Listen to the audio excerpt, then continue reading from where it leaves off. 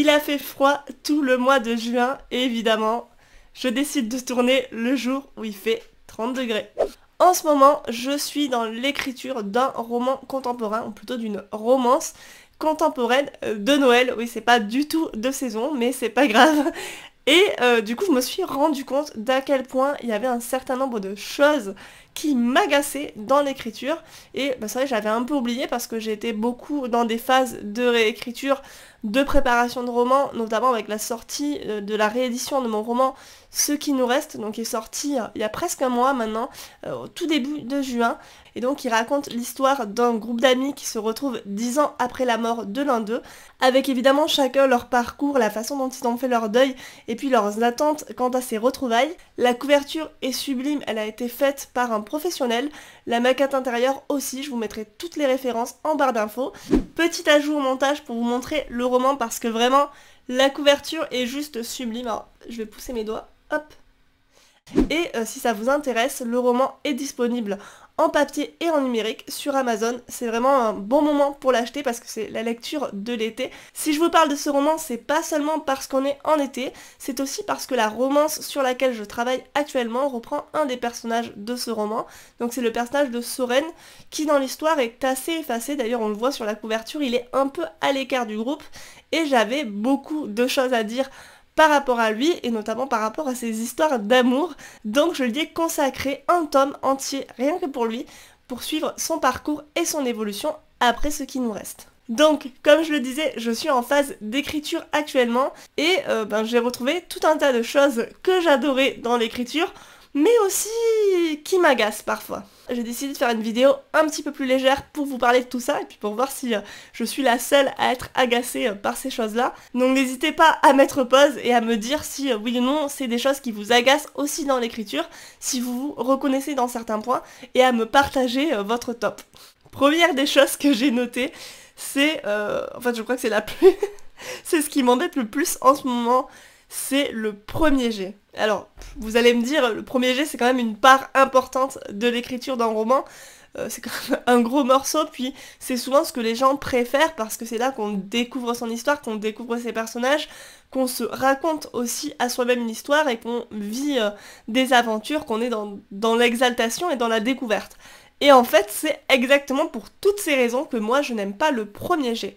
Tout simplement parce que c'est l'étape, je pense, où mon anxiété, mon manque de confiance et mes doutes sont les plus importants. Je suis quelqu'un qui, comme beaucoup d'auteurs, n'a pas confiance en soi, n'a pas confiance en son écriture, et dans les premiers jets, je galère. Je galère parce que je ne sais pas du tout où je vais, je doute d'absolument tout, je rétropédale sur mes premiers chapitres, je passe de la première personne à la troisième personne, je change le présent au passé, et ce qui est un peu compliqué, c'est que plus j'essaie de préparer mon premier jet, plus j'essaie de planifier, mais ça je pense qu'on y reviendra, plus c'est compliqué pour moi d'écrire un premier jet, parce que si je sais trop où je vais, ça me bloque, j'ai l'impression que j'ai déjà raconté mon histoire, et si j'ai pas assez préparé, comme je disais, je nage, je suis dans le doute et j'arrive pas à écrire. Du coup, forcément, dans ces conditions, c'est très compliqué pour moi de me connecter à mon histoire et de prendre plaisir à ce que je fais. J'ai vraiment l'impression de ne plus savoir écrire, en fait, quand je commence un premier jet. C'est extrêmement difficile, c'est laborieux, enfin, je me bats contre moi, je connais pas mes personnages, je connais pas mon histoire, j'ai l'impression que tout ça est un peu hostile, et forcément, j'ai pas spécialement envie d'écrire. A l'inverse, j'adore la réécriture, je vous entends déjà hurler derrière parce que je sais que la réécriture c'est quelque chose que les gens n'aiment pas trop en général parce qu'on croit qu'on en a fini avec son texte et finalement on se rend compte qu'il faut tout réécrire ou en tout cas réécrire des grosses parties qui restent plein d'incohérences et de choses à détailler. Et moi en fait je sais pas, c'est ce que je préfère dans l'écriture. Quand j'ai enfin fini d'écrire le premier jet après avoir sué sang et eau et que vraiment il ne me reste que à retravailler et à perfectionner mon histoire. Je trouve en fait que c'est beaucoup plus facile parce que il y a déjà une structure, il y a déjà quelque chose qui est là.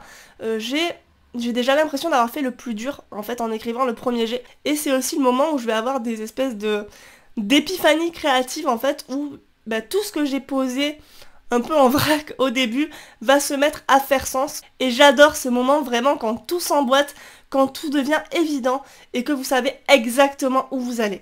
Vraiment, c'est le moment que je préfère dans l'écriture.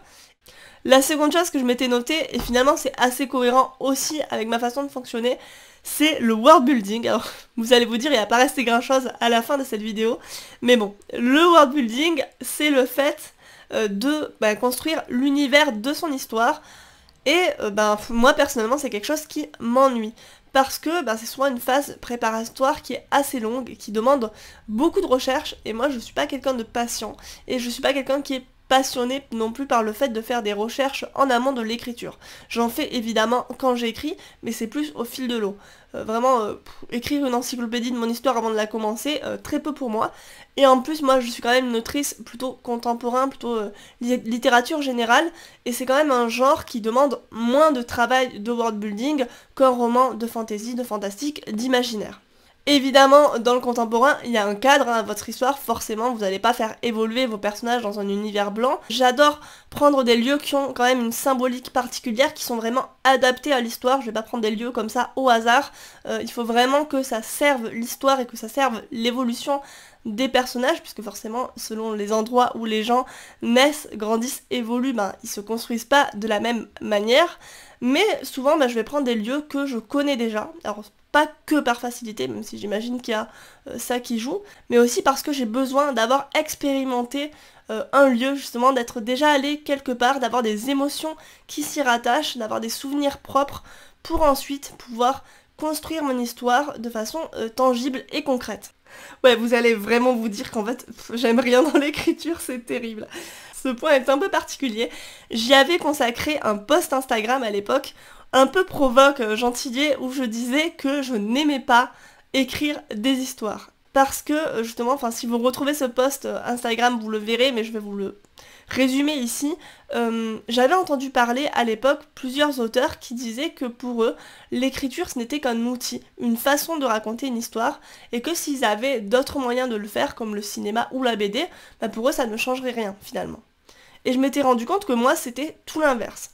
Ce qui me pousse à écrire en priorité à la base, c'est vraiment l'acte d'écrire, le plaisir d'écrire, sentir les mots qui se bousculent dans ma tête, sentir mes mains sur le clavier. Ça, c'est vraiment quelque chose qui me parle et c'est pour ça, à l'origine, que j'ai écrit. Lorsque j'écris, moi, ce qui est au cœur de mes histoires, ce qui est vraiment la chose qui va me pousser à l'écriture, ce qui va faire naître de nouveaux projets, c'est l'émotion. Ça peut être une émotion que j'ai vécue et que je veux sauvegarder, une émotion que je veux transmettre, que je veux partager. En tout cas, l'émotion est vraiment au cœur de mon processus créatif, plus que l'histoire et les rebondissements finalement. Et du coup, l'histoire va être finalement le moyen de transmettre cette émotion, plus que ce qui va me faire écrire un roman à l'origine. La raison pour laquelle j'aime moins écrire une histoire que, par exemple, construire mes personnages et les faire évoluer, c'est parce que j'ai mis très longtemps à trouver comment je voulais raconter une histoire. Je ne me reconnaissais pas du tout dans les structures de scénario classiques, dans les méthodes de narratologie qu'on enseigne, que ce soit à l'école ou dans les écoles d'écriture, ou même dans différents livres, notamment américains. Et je me reconnaissais pas du tout là-dedans, ça me bloquait complètement. Et forcément, pour moi, structurer et penser mon histoire, c'était compliqué.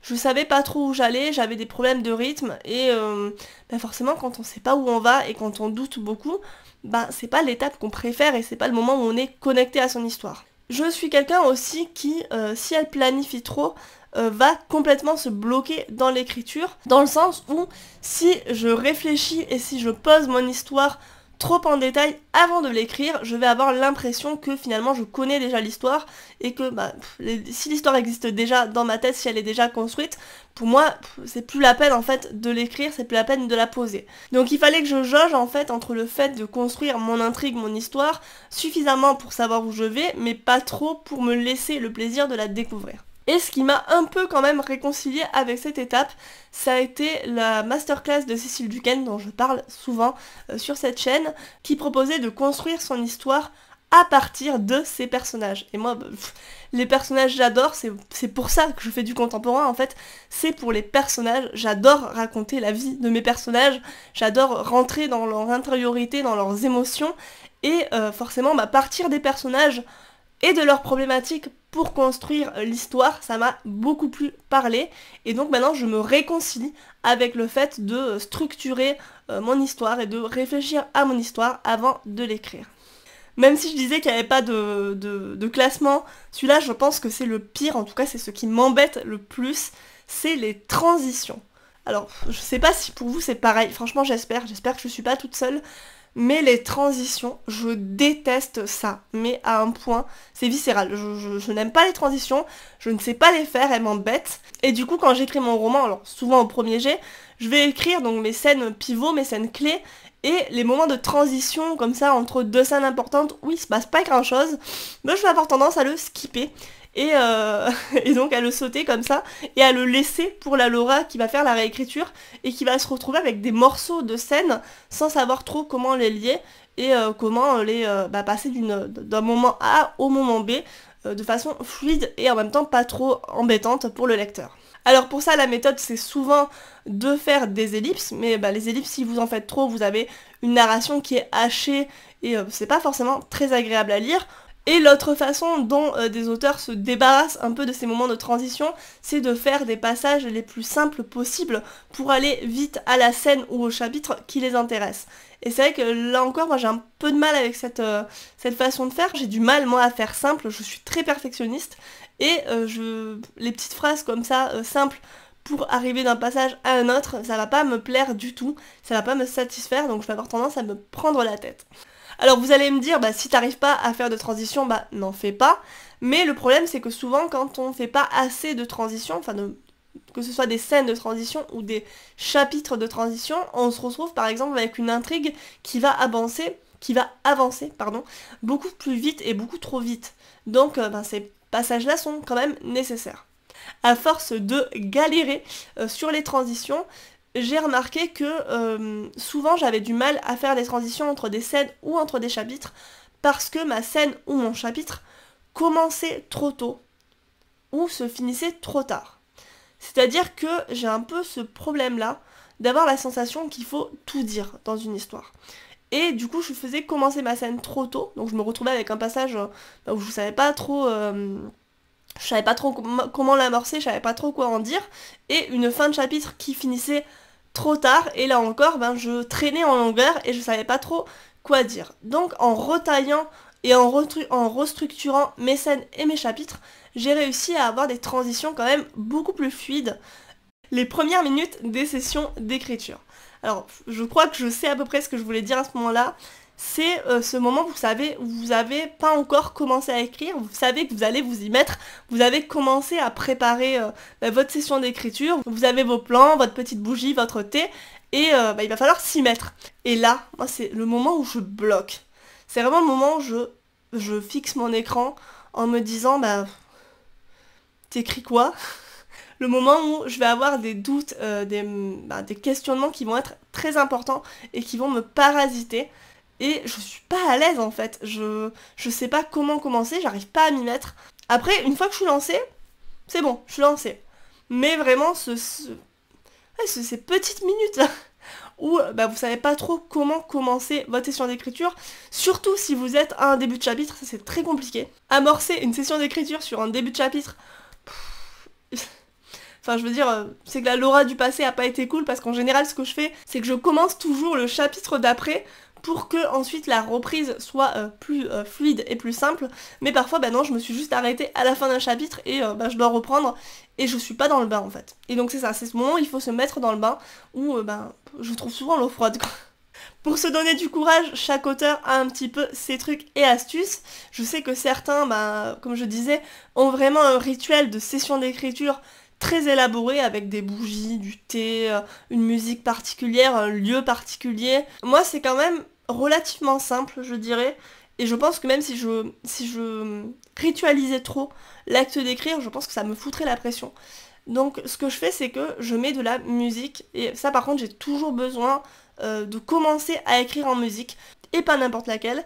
J'ai besoin d'avoir du Nightwish très spécifiquement parce qu'en fait c'est un groupe que j'adore, que je connais et je sais que instantanément ça va m'envoyer des émotions positives, ça va m'envoyer de l'inspiration. En plus le fait que je connaisse très très bien leurs morceaux, ça permet que je sois complètement immergée et inspirée et que je suive le rythme de la musique sans trop me parasiter l'esprit parce que comme je connais les morceaux, ça va servir en fait de toile de fond pour écrire mais ça va pas forcément capter toute mon attention.